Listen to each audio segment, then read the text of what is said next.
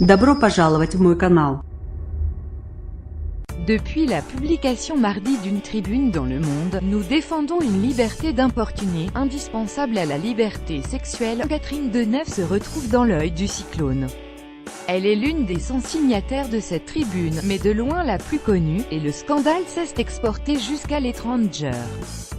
6 jours après sa publication, et après des explications et des contre-tribunes, l'actrice est revenue dans une tribune pour Libération afin d'apporter des précisions. Oui, j'aime la liberté, commence Catherine Deneuve. Je n'aime pas cette caractéristique de notre époque où chacun se sent le droit de juger, d'arbitrer, de condamner.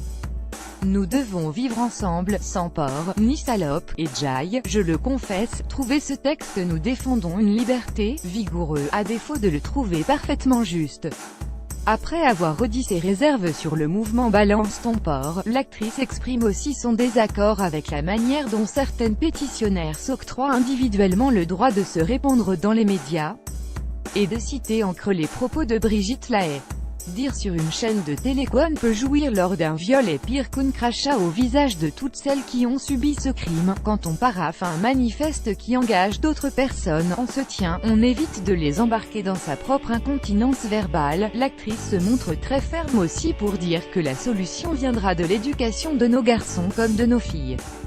Des excuses aux victimes. Rien dans le texte ne prétend que le harcèlement a du bon, sans quoi je ne l'aurais pas signé, écrit encore Catherine Deneuve, qui dit avoir signé pour une raison qui, à mes yeux, est essentielle: le danger des nettoyages dans les arts.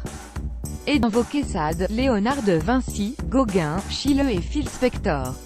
Enfin, la comédienne revient sur les accusations de non-féminisme qui ont été beaucoup portées à son égard ces derniers jours. Dois-je rappeler que j'étais une des 343 salopes, c'est pourquoi je voudrais dire aux conservateurs, racistes et traditionnalistes de tout poil qui ont trouvé stratégique de m'apporter leur soutien que je ne suis pas dupe. Avant de terminer cette tribune à Libération par ses excuses aux victimes. Je salue fraternellement toutes les victimes d'actes odieux qui ont pu se sentir agressées par cette tribune parue dans Le Monde. C'est à elles et à elles seules que je présente mes excuses.